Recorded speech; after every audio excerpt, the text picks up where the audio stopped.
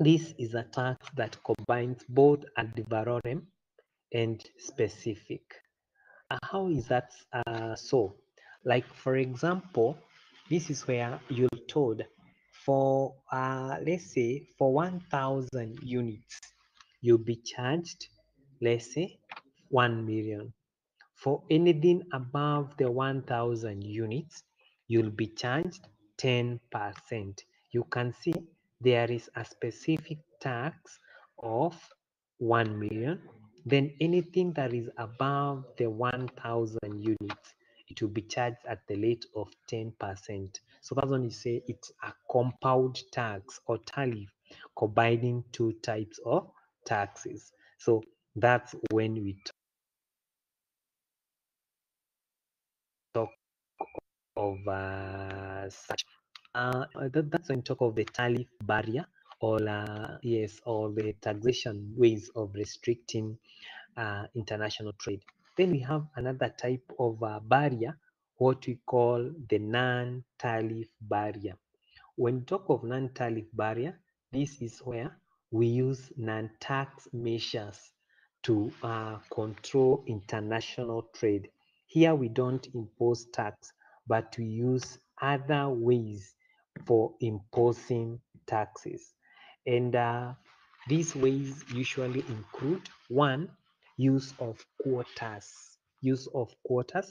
This is one of a direct way of limiting the physical quantity of goods which are imported into the country. When talk of use of quotas, this is where a country gives only a limited number of import or limited number of quantities that can be imported into a country. Like, for example, you'll be told you can only import 2 tons of commodity X. So it means that you are limited to that 2 tons. So when you import more than 2 tons, it will not be allowed into the country. That's when we talk of use of quotas. Number two, we have what you call foreign exchange restrictions. When you talk of foreign exchange restrictions, this is where a country usually use the foreign currencies, or what you call the foreign exchange, in order to control the imports in a country. Like, for example, some country may overprice foreign currency so that it can make importers pay more for the foreign currency. When importers have to pay more for the foreign currency, they will be discouraged from importing. Therefore, there will be less importation into the country. That's when you talk of the foreign exchange restriction. Then we have what we call the procurement policies by the government. Sometimes the government comes up with some policies on what to be imported and how the import will be done in these particular countries. Like, for example, they will be talking of where to buy some commodities. Like, some countries may say you'll have to buy from within the country. You'll have to buy from the dominant country. So, or you have to buy goods from the cheapest source, either domestic or foreign. So when that is the policy, it will be giving some advantage or some protection to domestic producers. Like, for example, when it is said you have to buy from domestic producers, that means there is some substantial advantage to them to the domestic producers. There are some other restrictions, like the other non-tariff restrictions, like for where government usually have some health and safety requirements. Like, for example, when it comes to horticultural products, for most of the largest market For the horticultural products, mostly from Africa, it is Europe. And for them, they usually have what we call some health standards. For you to export some commodities to the Europe, either for as a horticultural products to Europe, you have to meet some certain standards. And you have not met these standards, it means that you cannot import in that country. So those international standards can also be a form of restrictions. Another way you can restrict international trade is having what we call lengthy bureaucracies. When talk of lengthy bureaucracies, this is where the government comes up with regulations, a lot of regulations that will discourage importation into the country. Um, when the government does so, it will make sure that the importers find it too hard to bring in commodities into the country. So that is another way through which the government can restrict the imports of international trade. The other one is whereby where the government usually have what we call state import agencies. And these state import agencies usually do the importation into the country. And the reason as to why the government may have state import agencies, this is to ensure that the imports that are done in the country are only what the citizens can require. They usually avoid a situation whereby there is a lot of importation. That's how that they fund the market, and therefore they destroy even the local production, because you know that any trade is usually governed by forces of demand and supply. Like, for example, if you oversupply in a country, that means there will be a lot of supply in the country, and therefore the prices of such commodities will go down. Therefore, if there was some local production in the country of a similar commodity, it means that because there will be excess supply in the market, um, the prices of such commodities will go down. And if they go down, it means that few suppliers will be willing to take more to the market. And when there is few that is being taken more into the market, it means that no production will take place. And if there is no production that is taking place in the country, it means that there will be a lot of unemployment in the country. You can see how flooding a country with a lot of excess imports can have some what you call the multiplier effect in economics. So those are some of the things that the government may do in order to protect uh, the local production, or what we call them the protectionism measures. Okay, most people usually ask is that whether these protectionism measures or these barriers to international trade have any benefits and some disadvantages. So let's look at the benefits of adopting international trade barriers, or what we call the benefits of international trade protectionism, or arguments for international trade protectionism. The argument number one is that international trade protectionism is through when talk of tariff approach, it is a source of revenue to the government. we say that one of the ways of controlling international trade is imposing what we call import duties. These import duties will be paid to the revenue authority of a country. Like for Kenya, it will be paid to the KRA, and they will form a source, a revenue for the country. Number two, arguments for or advantages of protectionism is that it helps to prevent dumping off in a country. When talk of dumping off, this is where uh, some countries usually dispose their used technology in another country, like what we usually see in the Mituba clothing. The clothing which had been worn in other countries, they are being brought into the country. That's when we talk of dumping off.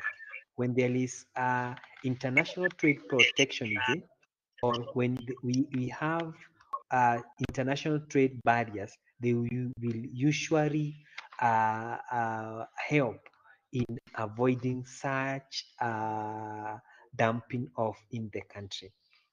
Number three is that it ensures quality products are imported into the country. Yes, with the international trade barriers, they will ensure that, like when you talk of setting standards to be met by imports or commodities which are imported or exported from a country, uh, this protectionism ensures some standards are maintained or are met, and as a result, the quality of products that are consumed in the country will be of will be high. Doesn't talk of the ensures quality products are imported into the country. The other one is that they help in protecting infant and home industries. Yes, let's take an example. Um, we have a multinational company like Coca-Cola and others like the East African breweries. Yeah, when we have these particular industries and we have some upcoming farms, like for example, there was a Rocco farm that used to manufacture soft drinks. It was called Softer Cola, Softer Company. With this Softer Company, it was edged out of the market. And the reason as to why it was edged out of the market, it is because this the multinational company that is Coca-Cola was doing better off than this Softer company. So if there were some protectionism measures, such an industry would not have died. So we are saying that when you have these particular regulations, they ensure that the infant and home industries are protected from falling down. Another one is that they help to regulate supply of products.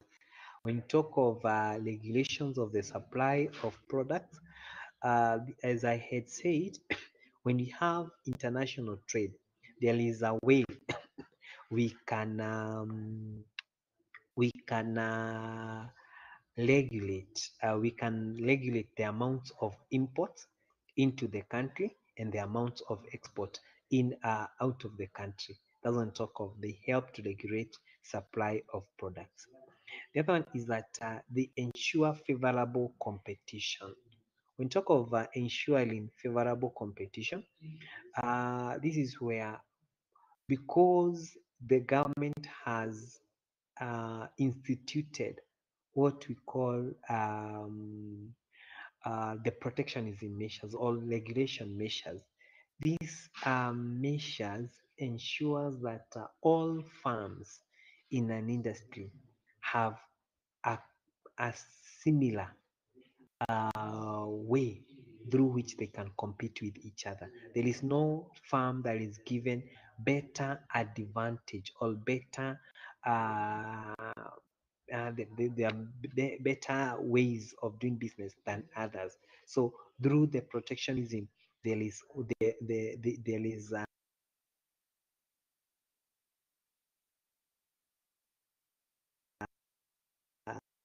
ensuring of that there is a free competition for the in so of the arguments that are forwarded for uh, protectionism or for international trade barriers. Or those are some of the measures that can make a country adopt international trade barriers or protectionism measures for international trade. Let's now look at the argument against uh, protectionism or limitations for this international trade barrier. Yes, we've seen why the international trade barriers can be advocated for. Why can we advocate against such barriers? Number one is a free trade argument.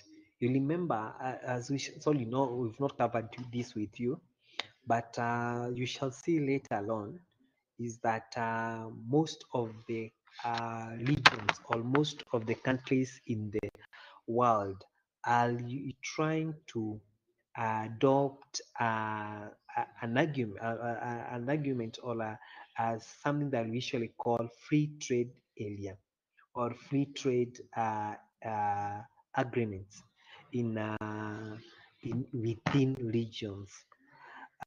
When talk of free trade, this is where individuals can sell commodities or can exchange commodities freely without barriers, without tariffs. That's when talk of without international trade barriers. So, but when we advocate for protectionism or for these barriers, it will now be against this particular free trade area that the most of the countries are looking forward towards implementing. The other one is that there is another argument that is reduced output argument. Yes, very true. You know that export, sometimes the home countries may not be able to produce commodities that can satisfy the local or the home economy fully.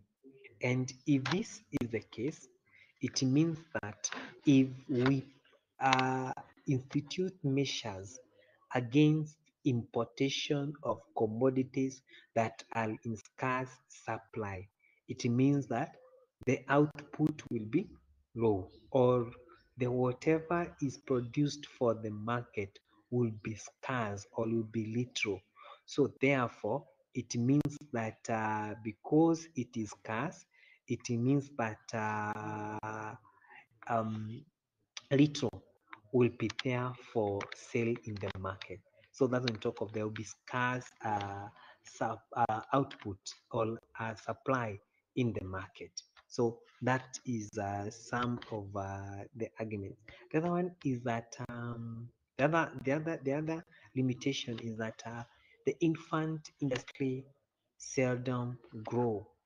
Um, we say that one of the arguments that can be that can lead to the adoption of uh, what we call the international trade barriers is to protect the local industries or the infant industries. And when this is the case, or when we adopt this, when we try to protect these infant industries, some may seldom grow, may even not grow at all. And the reason as to why they will not grow because uh, they have been protected for a longer period of time. Ni kama tu when you talk of the normal life, if you have some people if you have a kid that you usually protect, when he or she tries to crawl, you bar him or her from crawling. If he or she tries to stand on items, you bar him or her from standing on those particular, helping himself to stand on those particular, by through those particular items. So that particular person will never crawl, will never walk, because you've overprotected that particular person. But for a child or for someone who is exposed to challenges or hardships of this world, those people grow stronger. They even develop what you call muscles. Muscles are developed through challenges. So if a company is not exposed to the hardships, they will never grow. That is one of the arguments against the protectionism. So if you don't expose companies to those hardships, some will never grow, and therefore it means that such companies will never become bigger company. And this is very true. Some of the companies which have been protected for long, they have never grown. You've always seen them struggle when the government has left them. So that's when you talk of one of the arguments of against that. The other one is that when you talk of internet trade protectionism, it usually bans countries from enjoying the gains of comparative advantage. Yes, I remember in our last sessions, we looked at theories of international trade, and one of the theory of international trade was a comparative advantage. And we say that a country will have a comparative advantage if it has a lower cost of opportunity cost. And sometimes it is usually hard for some countries to explore the gains as a result of a comparative advantage. This is because there is no competition. You are not allowing companies to compare their strengths with those of other countries. Like, for example, you may impose some restrictions, some very strict restrictions, so as to encourage local production of some commodities. And as a result, they may not be beneficial to to the citizens of this part or of the country where the restrictions have been adopted.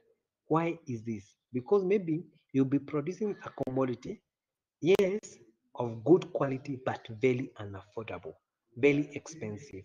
While the same product could have been manufactured elsewhere at a lower cost, but very affordable.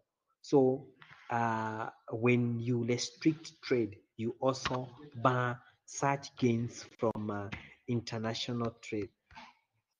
The other one is that sometimes there is no validity, there is no support for such particular measures in economics. That is very true. When you talk of over dependence on some industries, it results to some arguments that that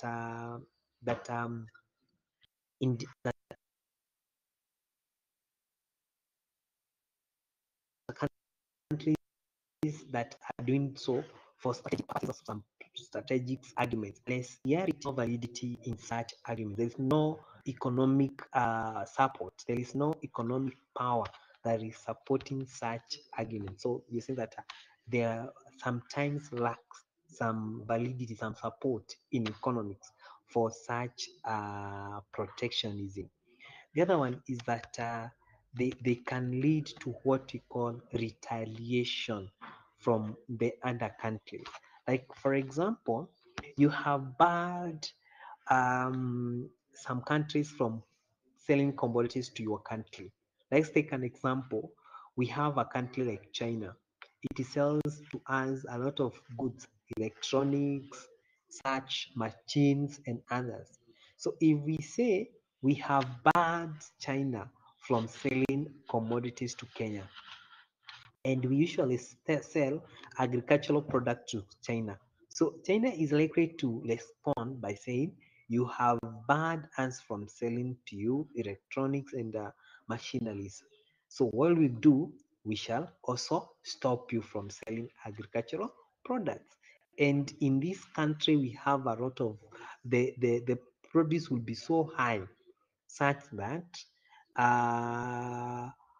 consuming the products fully, it will be a headache for the Kenyans. So to avoid such a response, you have to be lenient on such countries. So that's another limitation. So when you are likely that when you impose some restriction, the country that you've imposed restriction to, they'll also retaliate and set such restrictions too. The other one is that it may lead to inflation in a country. It may lead to inflation in a country. Yes, inflation.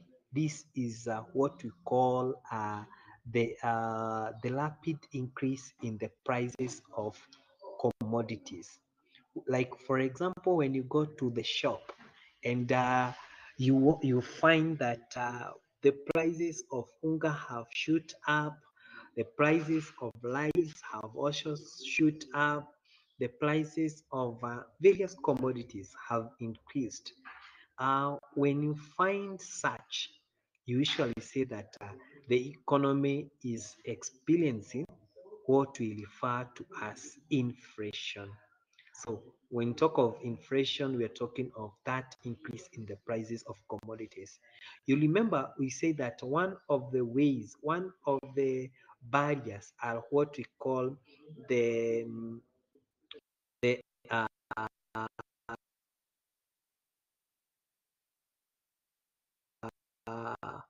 uh, is what we've referred as the tariff barriers. You taxes tariffs, there is a way you can shift the burden to the consumer.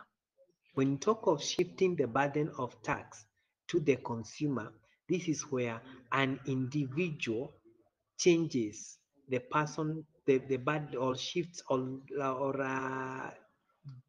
drifts the burden from one person to another person. Like, for example, if you impose producers a certain tax, what they'll do, they'll make the product expensive on the side of the consumer. So when you've done so, that one is called the shifting of the tax burden from the producer to the consumer. The same case happens when it comes to the importation thing. When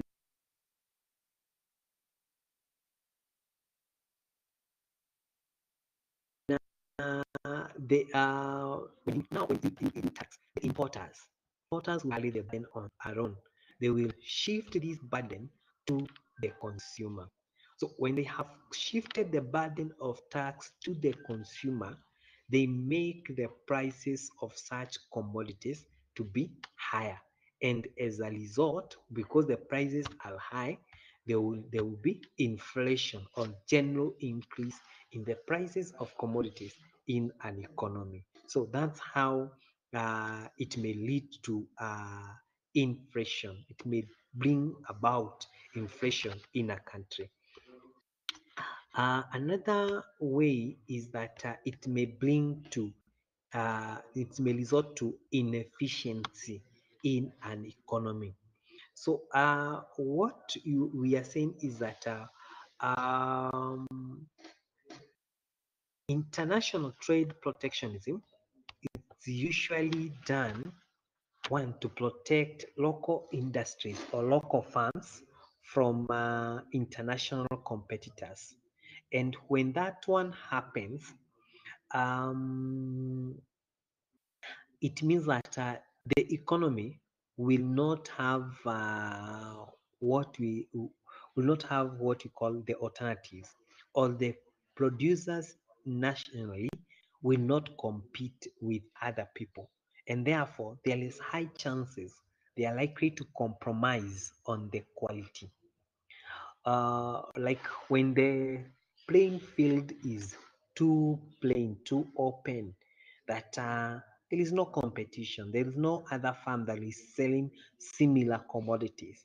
So it means that the only farms that are left in the industry or in the production line, they will be they will be enjoying the market alone. And because there is no alternative, they know that even if they produce commodities which might be of low quality, and there is no alternatives, there is no other product that can be used instead of those particular commodities. It means that they will still sell the product even if it's of low quality. So it means that there will be inefficiency in terms of quality and in terms of at times production. Because sometimes you may buy some importation so that you may have what you call local production, and it might be producing the products locally, it will be too expensive or too costly compared to the same product bought or outside the country. So it means that that is another way of bringing in the aspect of inefficiency when we have introduced international trade barriers. So at your level, the international trade barriers that will cover will only cover those particular areas. That is, you are supposed to just learn what they are, these barriers. You are supposed to also understand the various types of international trade barriers, and you are also supposed to know um, also their effects, and the, the advantages as well as the disadvantages of these barriers. So, and you've covered the two. You've covered both. That is, we've looked at what they are. We've looked at the examples of them. We've also looked at the advantages as well as the limitations of these international trade barriers. So that is what that one entails. Unless maybe there is someone who have a comment or an argument, I would like to stop that bit at that. So do we have someone with a question or a comment or an argument on the same?